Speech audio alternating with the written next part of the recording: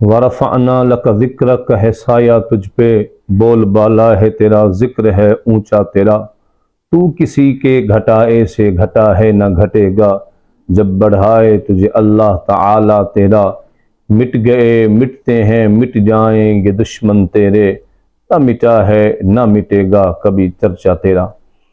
ختم نبوت کے باغی منکر ختم نبوت جو نبی کریم علیہ السلام کو آخری نبی نہیں تسلیم کرتے، میری مراد مردود لعین قادیانی نوجوان نسل کو گمراہ کرنے کے لیے ایک عقلی دلیل دیتے ہیں۔ وہ دلیل یہ ہے کہ جب آپ کے نزدیک نبوت رحمت خداوندی ہے اور سب مانتے ہو کہ اللہ تعالیٰ کی رحمتوں میں سے بہت بڑی رحمت ایک نبی کا تشریف لانا ہے، نبوت کا ہونا ہے، تو پھر جب نبوت کو رحمت بھی تسلیم کرتے ہو اور نبی کریم علیہ السلام کی ذات پہ سلسلہ نبوت کو ختم سمجھتے ہو، تو گویا تم نے رحمت کو رحمت تو نہ سمجھا، زحمت بن گئی۔ اگر رحمت ہوتی تو وہ آگے بھی سلسلہ چلنا تھا اور رحمت سب کو مل جاتی۔ عزیزان گرامی قدر، یہ دلیل اگرچہ عقلی ہے لیکن اس کا جواب یہ ہے کہ اس میں کوئی شک نہیں کہ نبوت اللہ کی طرف سے بہت بڑی رحمت ہے، رحمت خداوندی ہے، جس رحمت کی پہلی صورت کو سیدنا آدم علیہ السلام کہا جاتا ہے۔ پھر وہ رحمت کبھی نوح علیہ السلام کی صورت میں جہان میں تشریف لائی، کبھی ابراہیم علیہ السلام کے صورت میں، کبھی سیدنا اسماعیل علیہ السلام کی صورت میں، کبھی حضرت داؤد و سلیمان علیہ السلام کی صورت میں، کبھی زکریا و یحییٰ علیہ السلام کی صورت میں، کبھی حضرت موسیٰ حضرت عیسیٰ کی صورت میں۔ یہ رحمتیں مختلف صورتوں میں تشریف اس جہان پہ لاتی رہیں، لیکن ان میں سے کوئی بھی رحمت، کوئی بھی صورت جو رحمت کی تھی وہ دائمی نہ تھی، ہماگیر و عالمگیر نہ تھی، بلکہ وہ خاص علاقے کے لیے، خاص وقت کے لیے، خاص زمان کے لیے، خاص مکان کے لیے، خاص بستی کے لیے، خاص ملک کے لیے رحمت بن کے آئے۔ لیکن جب باری آئی سرور کائنات، فخر موجودات جناب محمد مصطفیٰ احمد مجتبی صلی اللہ علیہ وآلہ وبارک وسلم کی، تو اللہ کریم نے ارشاد فرمایا وما ارسلناک الا رحمتا للعالمین، محبوب ہم نے آپ کو تمام جہانوں کے لیے رحمت بنا کے بھیجا۔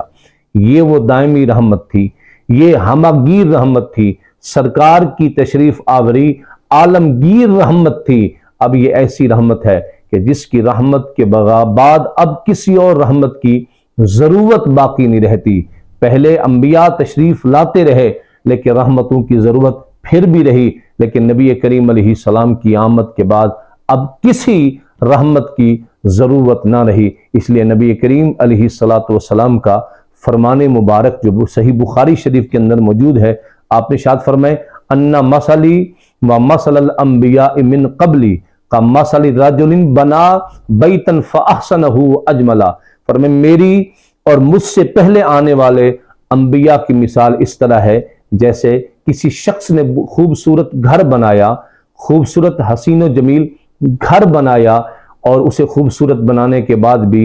ایک اینٹ جو لگنی تھی اس کی جگہ چھوڑ دی۔ پورے مکان میں خوبصورت بنانے کے باوجود بھی ایک مقام پر اینٹ نہ لگائی۔ اب جب دیکھنے والے اسے دیکھتے ہیں، اسے دیکھ کر یطوفون و یعجبون، وہ دیکھتے بھی ہیں اور تعجب بھی کرتے ہیں، اور یقولون، وہ کہتے ہیں کہ کاش یہ جو ایک اینٹ کی جگہ جو نامکمل ہے کاش اسے بھی مکمل کر دیا جاتا۔ نبی کریم علیہ السلام نے ارشاد فرمایا یہ جو قصر نبوت ہے، جس کی آخری حسن کی تکمیل، جس کی تعمیر کی تکمیل والی آخری اینٹ کی جو مثال دی ہے، آپ نے ارشاد فرمایا وہ قصر نبوت کی تکمیل کرنے والا میں محمد عربی ہوں صلی اللہ علیہ وبارک وسلم۔ فرمایا اس کے حسن کو مکمل کرنے والا میں محمد عربی ہوں، فرمایا اس کے جمال کو مکمل کرنے والا میں محمد عربی ہوں، فرمایا وہ آخری میں ہی ہوں، وَأَنَا خاتم النبیین، اور میں خاتم النبیین ہوں۔ عزیزان گرامی قدر، جب قادیانیوں کے خلاف پارلیمنٹ کے اندر بحث جاری تھی، اس میں بہت بڑے سیاستدان ججز بھی تھے، تو ایک قادیانی جج نے سوال کیا کہ بتائیے جب آپ نبوت کو رحمت سمجھتے ہیں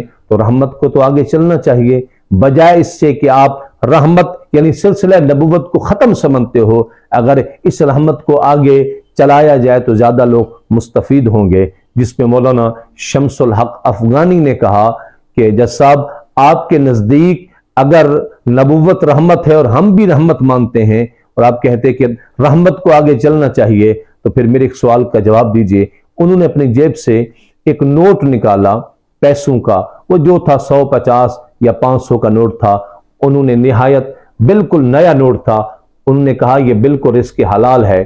اور میں اس پہ قسم کھا سکتا ہوں کہ رزق حلال کا نوٹ ہے، آپ کے نزدیک کیا رزق حلال رحمت نہیں ہے؟ تو اس قادیانی جج نے کہا بالکل رحمت ہے۔ انہوں نے کہا پھر آپ کے سوچ کے مطابق اسے بھی آگے پھیلانا چاہیے، تو پھر میں 2 نمبر طریقے سے مہر مار کر ان نوٹوں کو آگے بڑھاتا رہوں، یا پھر ایسی مشین بناؤں جو پیسے چھاپتی ہو اور پھر اسے چھاپ چھاپ کے بانٹتا رہوں۔ انہوں نے کہا نہیں، یہ تو قانوناً جرم ہے۔ آپ نے پوچھا کیوں جرم ہے؟ انہوں نے کہا اس لیے کہ یہ اس کی اجازت حکومت دے سکتی ہے، بینک آف پاکستان دے سکتی ہے، اس طرح کسی شخص کو اجازت نہیں۔ تو آپ نے کہا جس طرح ایک نوٹ بغیر حکومت کی اجازت کے نہیں بن سکتا، کوئی شخص بھی اللہ کی اجازت کے بغیر نبی نہیں بن سکتا۔ نبوت وہ منصب ہے اللہ جسے چاہتا ہے عطا فرماتا ہے، لیکن اللہ تعالیٰ نے سلسلہ نبوت کو نبی کریم علیہ السلام کی ذات پہ ختم کر دیا ہے۔